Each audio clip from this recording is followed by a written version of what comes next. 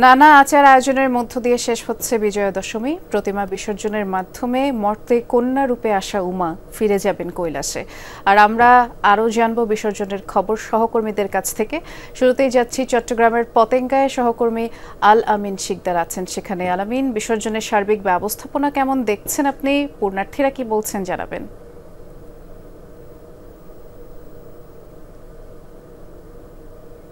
এখন থেকে আমি বলতে পারি যে এখন পর্যন্ত চট্টগ্রাম পতেঙ্গা সমুদ্র সৈকতে অন্তত শতাধিক প্রতিমা এরই মধ্যে বিসর্জন হয়ে গেছে। এখনো চট্টগ্রাম মহানগরের বিভিন্ন পূজা মণ্ডপ থেকে আমরা দেখছি যে ট্রাকে ট্রাকে যে প্রতিমা, সেই প্রতিমা এই পতেঙ্গা সমুদ্র সৈকতের দিকে আসছে এবং সময়ের সাথে সাথে সেগুলো বিসর্জন করা হচ্ছে। এবং এই যে সার্বিক পরিস্থিতি, সেগুলো নিয়ন্ত্রণে আমরা দেখছি যে বাংলাদেশ সেনাবাহিনী, র্যাব, পুলিশ, বিজিবি, আনসার এরা সবাই কিন্তু নিরাপত্তার দায়িত্ব পালন করছে। এবং আমরা যে সেনাবাহিনীর সদস্যদের দেখতে পাচ্ছি চট্টগ্রামের পতেঙ্গায়, সেনাবাহিনীর 25 সদস্যের একটি দল 5 দিন ধরে কাজ করছে। পাশাপাশি র্যাবের একাধিক টহল টিম এখানে কাজ করছে। পাশাপাশি আমরা দেখছি যে পুলিশের ওয়াচ টাওয়ার বসেছে, যাতে কোনো ধরনের কোনো বিশৃঙ্খলা, অনাকাঙ্ক্ষিত কোনো ঘটনা সেটা যেন না ঘটে। এখন আমরা দেখছি যে প্রতিমা বিসর্জন এখনো হচ্ছে এবং সন্ধ্যা পর্যন্ত যাতে কোনো ধরনের প্রতিমা বিসর্জন কেউ দিতে যেন না পারে, সেজন্য কিন্তু সন্ধ্যার পরেও লাইটের ব্যবস্থা রাখা হয়েছে, যাতে আলো স্বল্পতার কারণে কোনো বিঘ্নতার ঘটনা না ঘটে। এবং এই দিনটিকে ঘিরে আমরা দেখেছি যে হিন্দু সনাতন ধর্মাবলম্বী যারা রয়েছেন তাদের মধ্যে বিসর্জনের বিদায়ের যে ব্যথা, সেই ব্যথাটি তাদের মধ্যে রয়েছে। তারপরও তারা যেটা বলছেন, এই আবার আরো একটি বছর তারা অপেক্ষা করবেন মায়ের জন্য এবং মা আসবেন। সকল অশুভ শক্তির বিনাশ তারা মায়ের কাছে চান এবং এর মাধ্যমে পুরো বছর জুড়ে যেন পুরো বিশ্বে শান্তি বয়ে আনে, সেটাই কিন্তু প্রার্থনা করেছেন। পাশাপাশি এই দিনটিকে স্মরণ করেও রাখতে আমরা দেখছি যে চট্টগ্রাম পতেঙ্গা সমুদ্র সৈকতে অন্তত কয়েক হাজার দর্শনার্থীদের সমাগম ঘটেছে এবং এটা এখন পর্যন্ত অন্তত যাতে কোনো ধরনের কোনো অনাকাঙ্ক্ষিত ঘটনা না ঘটে সেজন্য মাইকিং এর ব্যবস্থা করা হচ্ছে এবং ফায়ার সার্ভিসের সদস্যরাও এখানে রয়েছে, যাতে করে কেউ যদি কোনো ধরনের দুর্ঘটনার শিকার হয় তাৎক্ষণিক তাদের উদ্ধারে যারা ফায়ার সার্ভিস কর্মীরা ব্যবস্থা গ্রহণ করতে পারে, সেই চিত্রও কিন্তু আমরা এখানে দেখছি। সবকিছু মিলিয়ে কোনো ধরনের কোনো বিশৃঙ্খলা, কোনো অনাকাঙ্ক্ষিত ঘটনা ছাড়াই চট্টগ্রামের পতেঙ্গা সমুদ্র সৈকতে বিসর্জন চলছে। বৃষ্টি, আমরা দেখছিলাম সেই দৃশ্য। ধন্যবাদ জানাচ্ছি আপনাকে। এর সাথে আমরা অন্যান্য সহকর্মীদের সাথেও যুক্ত হয়েছি। যাচ্ছি কক্সবাজারে, সহকর্মী এহসান আল কুতুবী আছেন সেখানে। এহসান, প্রতিমা বিসর্জন এখন কোন পর্যায়ে আছে, একটু বিস্তারিত করে জানাবেন আমাদের।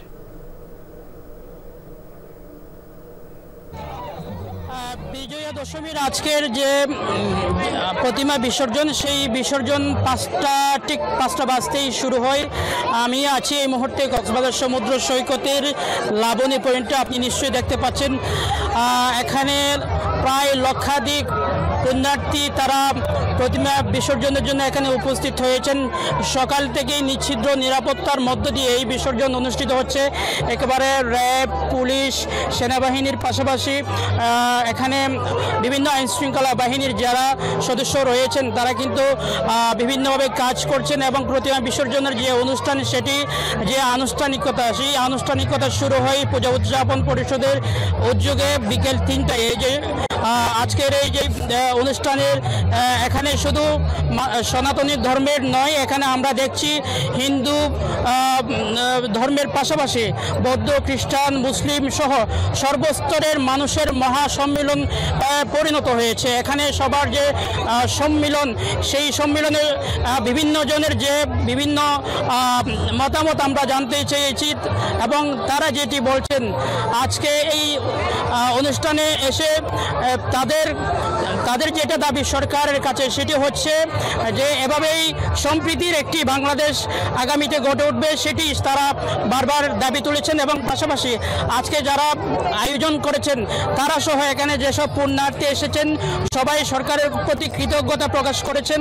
এত সুন্দর করে একটি বিসর্জন অনুষ্ঠান আয়োজন করে দিয়েছেন এবং নিশ্চিদ্র নিরাপত্তার মধ্য দিয়ে। এবং আপনাকে যদি একটু বলে রাখি, কক্সবাজারে যেহেতু এখন এখন সারা বাংলাদেশে এখন যেহেতু বৈরী আবহাওয়ার কারণে সাগর উত্তাল রয়েছে, এই উত্তাল সমুদ্রে প্রতিমা বিসর্জন দিতে গিয়ে কেউ যাতে কোনো ধরনের অপ্রীতিকর ঘটনা না ঘটে সেজন্য কিন্তু সি সেফ লাইফগার্ডের পাশাপাশি নৌবাহিনীর স্কোয়াড টিম, নৌবাহিনীর ডুবুরি টিম সহ অনেকেই এখানে দায়িত্বে রয়েছেন এবং সুন্দরভাবে সেটি সমাপ্তি হতে যাচ্ছে। আমরা সেই দৃশ্য দেখছিলাম। ধন্যবাদ জানাচ্ছি হাসান আপনাকে। আমরা চট্টগ্রাম এবং কক্সবাজারের খবর আপনাদের জানাচ্ছিলাম। দর্শক, এ পর্যায়ে রাঙামাটিতে যাব। দেখতে পাচ্ছি সহকর্মী শামসুল আলম অপেক্ষা করছেন। শামসুল, যদি আপনি আমাকে শুনতে পেয়ে থাকেন একটু জানাবেন, দেবী বিসর্জনের যেই কার্যক্রম সেটি এই মুহূর্তে কোন পর্যায়ে আছে, কেমন দেখছেন সেখানকার অবস্থা, সেটি জানতে চাই। আমরা চেষ্টা করছি আমাদের সহকর্মী শামসুলের সাথে এই যে সংযোগটি সেটি আরেকবার স্থাপন করবার। আপনি যদি আমাকে শুনতে পেয়ে থাকেন শামসুল, একটু জানাবেন আপনার ওখানে দেবী বিসর্জনের কার্যক্রম কেমন দেখছেন। জি, শুনতে পাচ্ছি শামসুল, বলুন আপনি।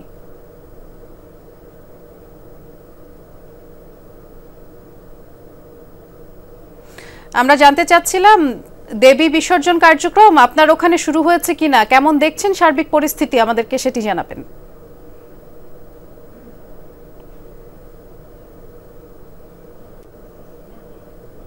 মারমা কিশোরীকে ধর্ষণের অভিযোগকে কেন্দ্র করে খাগড়াছড়ির সাম্প্রতিক ঘটনা তৃতীয় পক্ষের ইন্ধন বলে মনে করেন পাহাড়ি বাঙালি নেতারা। মূল অভিযোগের তীর সশস্ত্র সংগঠন ইউপিডিএফ এর দিকেই।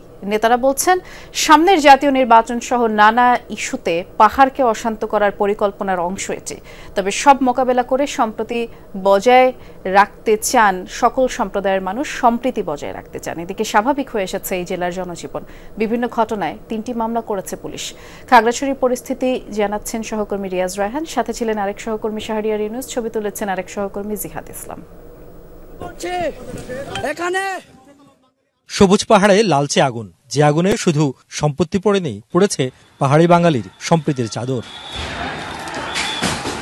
পার্বত্য অঞ্চলে যেসব বিষয়গুলো নিয়ে উত্তপ্ত হয়, সংঘাত সহিংসতা ছড়িয়ে পড়ে, তার মধ্যে একটি হচ্ছে নারী নির্যাতন সংক্রান্ত ঘটনা। এবারও খাগড়াছড়িতে যেই ঘটনাকে কেন্দ্র করে 3 জন নিহত সহ বেশ কয়েকজন আহত হয়েছে, উত্তপ্ত হয়েছে, 144 ধারা পর্যন্ত জারি হয়েছে, সেটিও একটি মারমা কিশোরীকে ধর্ষণের অভিযোগকে কেন্দ্র করে। কিন্তু ধর্ষণের বিচার চাইতে গিয়ে কেন সংঘাতে ছড়িয়ে পড়ল শহর থেকে অন্তত 35 কিলোমিটার দূরের গুইমারায়, কেন অন্যান্য পার্বত্য অঞ্চলগুলোতেও সহিংসতা ছড়িয়ে পড়েছে, সেটি আমরা জানার চেষ্টা করেছি। এক পরিসংখ্যানে দেখা যায়, গেল 1 বছরে পার্বত্য অঞ্চলে অন্তত 11টি ধর্ষণের অভিযোগ উঠেছে, যার মধ্যে পাহাড়ি কর্তৃক পাহাড়ি 6টি, বাঙালি কর্তৃক বাঙালি 3টি, একে অপরের বিরুদ্ধেও আছে অভিযোগ। কিন্তু কোনোটি নিয়েই সহিংসতা কিংবা প্রাণহানির ঘটনা ঘটেনি। প্রশ্ন ওঠে, কেন এবারের অভিযোগ নিয়ে এত রক্তপাত? সাম্প্রতিক ঘটনায় দেখা যায়, ধর্ষণের অভিযোগে মামলা, আসামি গ্রেফতারের পরও শহর জুড়ে বিক্ষোভ, সেনাবাহিনী, আইনশৃঙ্খলা বাহিনীর সদস্যদের উপর হামলা, 144 ধারা ভেঙে সহিংসতা, ঘটনাস্থল থেকে প্রায় 40 কিলোমিটার দূরে বাজার, বাড়িঘরে আগুন, 3 জনের প্রাণহানি। বিষয়গুলো কিছুটা রহস্যজনক। আন্দোলনের পেছনে অনিবন্ধিত আঞ্চলিক সংগঠন ইউপিডিএফ ও সশস্ত্র গোষ্ঠীগুলোর প্রতি অভিযোগের তীর পাহাড়ি বাঙালি উভয়ের। বিষয়টি বুঝতে পেরেই আন্দোলন থেকে সরে যান মারমা সম্প্রদায়ের মানুষ। মূল নেতৃত্ব কারা, আমি যখন এটা খুঁজে পাচ্ছি না, তখন তো অটোমেটিকলি ভাবে এটা সবাই এটা প্রকাশ হয়ে গেছে যে এটা কেউ না কেউ ইন্ধন দিচ্ছে, তৃতীয় পক্ষ আন্দোলনকে মোড় ঘুরিয়ে ফেলছে। 5ই আগস্টের পরে এটা পরাজিত শক্তি যারা বিভিন্ন জায়গায় দেশ বিদেশে ঘাপটি মেরে আছে, তাদের অর্থায়নে এখানকার যে ইউপিডিএফ আছে, একটা মিথ্যা ধর্ষণের অভিযোগ তুলে তারা এই ভায়োলেন্সটা করেছে। সরাসরি না বললেও পুরো আন্দোলনে তৃতীয় পক্ষের ইন্ধন দেখছেন সমাজকর্মী ও জেলা পরিষদ চেয়ারম্যান।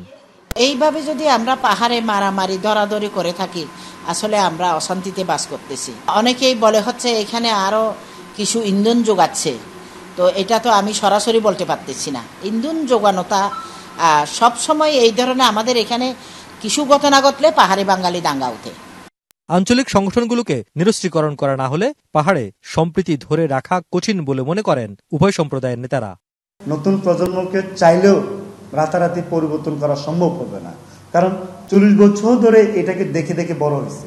পাহাড়ি বাঙালি যে শব্দটা আমরা বেরিয়ে এসে সম্প্রীতি দিকে আমরা এগিয়ে নিতে হবে। এটা থেকে উত্তরণ হতে হলে এখানে অবৈধ অস্ত্রগুলা অভিযান চালিয়ে উদ্ধার করতে হবে। কয়েকদিনের হামলা ভাঙচুরের পর এখন অনেকটাই স্বাভাবিক খাগড়াছড়ির জনজীবন।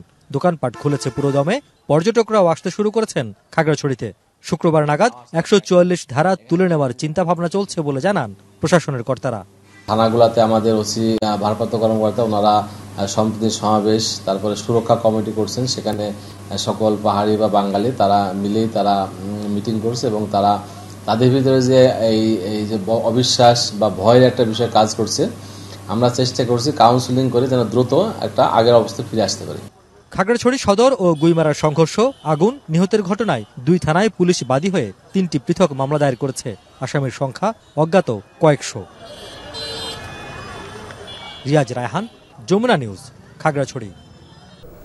অল্প বৃষ্টিতে আবারও জলাবদ্ধতা তৈরি হলো চট্টগ্রামে। পানির নিচে তলিয়ে যায় অনেক নিচু এলাকা, ভোগান্তিতে পড়েন সাধারণ মানুষ।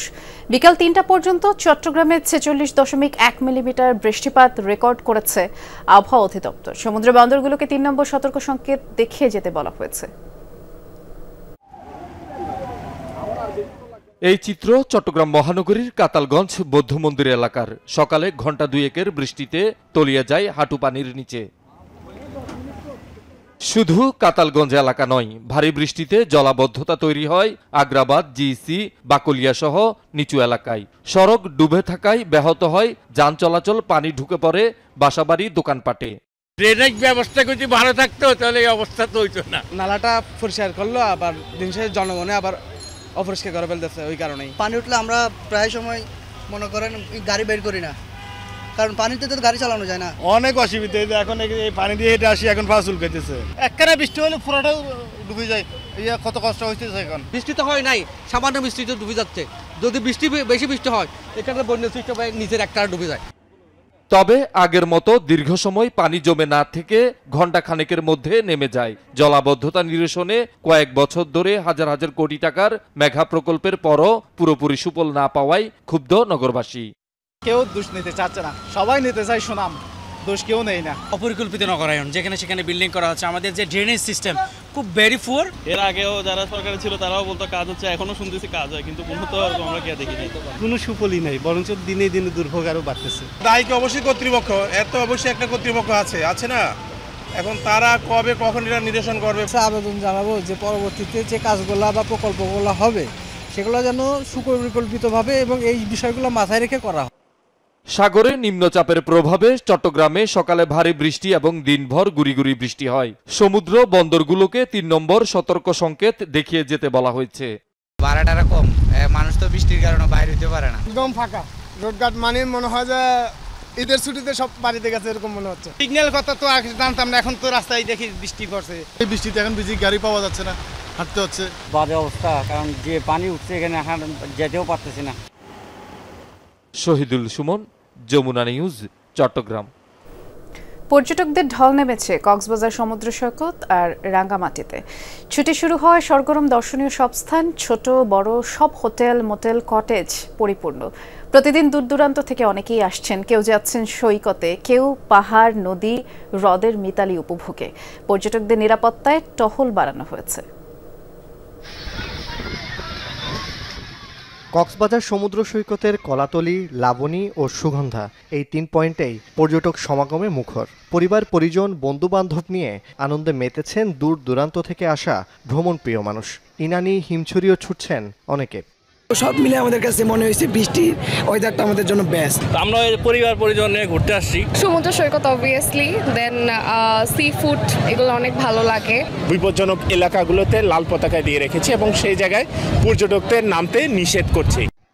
তবে পর্যটকদের চাপে সৃষ্ট আবাসন সংকট এবং সৈকতের অপরিচ্ছন্নতা, অসচেতনতা নিয়ে অসন্তোষ প্রকাশ করেন অনেকে। সৈকতের যেমন সৌন্দর্য নষ্ট হচ্ছে, তেমনি আমাদের পরিবেশটাও নষ্ট হচ্ছে। ময়লা আবর্জনা, সেই জিনিসগুলো কর্তৃপক্ষের আরেকটু নজর দেওয়া উচিত। এত কষ্ট পাইছে হোটেল খুঁজে বার করা, আর অন্যরা যারা আসছে ফ্যামিলি নিয়ে, বউ বাচ্চা নিয়ে, ওরা যে কি অবস্থা আছে। লম্বা ছুটিতে পাহাড়েও বেড়েছে পর্যটক সমাগম। বিশেষ করে রাঙ্গামাটির ঝুলন্ত সেতু, সুবলং ঝর্ণা, পলওয়েল পার্ক আর কাপ্তাই হ্রদের নৈসর্গিক সৌন্দর্য উপভোগ করছেন সবাই। বোট নিয়ে এই দ্বীপগুলোতে ঘুরে দেখতে অসাধারণ প্রাকৃতিক দৃশ্য, খুবই ভালো লাগছে। 2 দিন বেড়ালাম, আমাদের খুবই ভালো লাগছে এবং পরিবারের সবাই উচ্ছ্বসিত। মন ছুঁয়ে যাচ্ছে, কি বলবো, ভাষাই পাচ্ছি না, খুব ভালো লাগতেছে। এই জায়গা আগে দেখিনি, অনেক ভালো লেগেছে। কক্সবাজারের মতো রাঙ্গামাটির হোটেল মোটেল রিসোর্ট কটেজও পরিপূর্ণ, পর্যটন সংশ্লিষ্ট ব্যবসাও চাঙ্গা। যেহেতু পর্যটন মৌসুম শুরু হবে, আমাদের বুকিং প্রায় 100% হয়ে যেতে পারে। 2-3 মাসে যে ব্যবসার ক্ষতি বা এইগুলো পোষানোর চেষ্টা করতেছি। টুরিস্ট আসার জন্য সবাই যেন রাঙ্গামাটিতে একটা ভালো কিছু উদ্যোগ নেয়। পর্যটকদের নিরাপত্তায় বাড়ানো হয়েছে আইন শৃঙ্খলা রক্ষাকারী বাহিনীর তৎপরতা। জেলা পুলিশ, অন্যান্য যে সকল পুলিশ ইউনিট আছে, নৌ পুলিশ সহ আমাদের র্যাপিড অ্যাকশন ব্যাটালিয়ন আছে, সেনাবাহিনী আছে, জেলা প্রশাসন আছে। জোবায়েদ ইবনে শাহাদাত, যমুনা নিউজ। রাঙামাটির নানিয়ারচরে নৌকাডুবিতে নিখোঁজ এক ছাত্রের মরদেহ উদ্ধার করেছে সেনাবাহিনী। এখনও একজন নিখোঁজ। দুপুরে নদী থেকে উদ্ধার করা হয় ডিলিশন চাকমার মরদেহ। এর আগে সকাল থেকে উদ্ধার কার্যক্রম শুরু করে সেনাবাহিনী। গত মঙ্গলবার নানিয়ারচর জগন্নাথ মন্দিরে পূজা দেখে নৌকাযোগে ফিরছিলেন ডিলিশন চাকমা ও জিগেশ দেওয়ান। বাতাসের কবলে পড়ে মহাজনপাড়া এলাকায় যাত্রীসহ তাদের বহন করা নৌকাটি ডুবে যায়। পরে 4 জনকে জীবিত উদ্ধার করা হয়।